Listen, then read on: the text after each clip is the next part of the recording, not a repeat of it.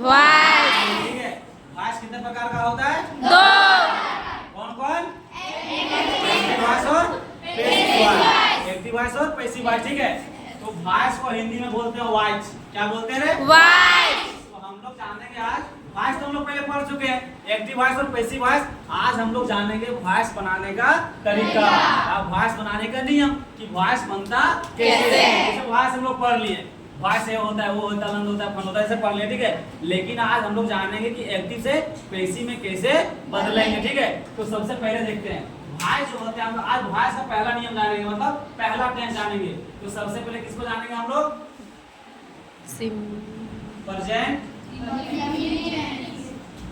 Present indefinite tense.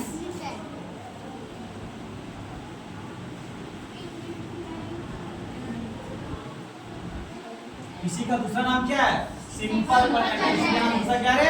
Simple present tense. तो हम लोग सब जानते हैं क्या प्रेजेंट इंडेफिनिट का स्ट्रक्चर क्या होता है। स्ट्रक्चर क्या होता है? सबसे पहले हम जानेंगे स्ट्रक्चर। क्या जानेंगे? स्ट्रक्चर। ठीक है, स्ट्रक्चर जिसको बोलते हैं, स्ट्रक्चर का ही नाम है एक्टिव वॉइस। स्ट्रक्चर का ही नाम क्या है? Active voice. स्ट्रक्चर सबसे पहले क्या होता है? सब्जेक्ट। क्या होता है? V1 क्या आएगा? V5 प्लस क्या आ जाएगा? ऑब्जेक्ट। क्या आ गया? ऑब्जेक्ट आ गया। अब देखो, हम लोग तो ये सब जान रहे हैं बचपन से कि सिंपल प्रेजेंट टेंस में क्या होता है? सब्जेक्ट होता है, वर्ब होता है, ऑब्जेक्ट होता है। वर्ब का कौन सा रूप लगता है? पहला या तो पांचवा। ठीक है, अब इसको किसमें बदलेंगे? अब पैसिव फॉर्म में बदलेंगे। इसी का नाम है एक्टिव फॉर्म। इसी का नाम क्या है? Active form. इसी को बोला जाता है एक्टिव फॉर्म। ठीक है, इसी का नाम है एक्टिव फॉर्म। ठीक है, इसी का नाम है एक्टिव फॉर्म। अब हम बदलेंगे पैसिव फॉर्म में। किसमें बदल देंगे रे? Passive form. ठीक है, पैसिव फॉर्म में बदलने के लिए हम लोग को जानना क्या पड़ेगा कि एक्टिव से पैसिव कैसे बदलेंगे। तो सबसे पहले ऑब्जेक्ट को क्या बनाएंगे? सब्जेक्ट। और सब्जेक्ट को क्या बनाएंगे? ऑब्जेक्ट। तो ऑब्जेक्ट को हम लोग सबसे पहले ले आएंगे। ठीक है, सबसे पहले क्या ले आए? ऑब्जेक्ट। ऑब्जेक्ट के बाद ऑब्जेक्ट के बाद क्या लाएंगे?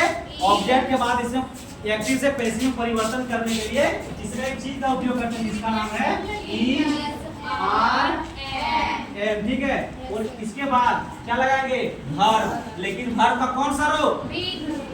वर्ब का तीसरा रूप। एक्टिव से जब भी हम पैसिव बदलेंगे वो भी टेंस हो, तो कौन सा रूप लगाएंगे? तीसरा रूप लगाएंगे। वर्ब का तीसरा रूप प्लस किसका होता है? बाय के बाद क्या आ जाएगा? सब्जेक्ट। क्योंकि ऑब्जेक्ट का प्रयोग कर चुके हैं, क्या बच गया?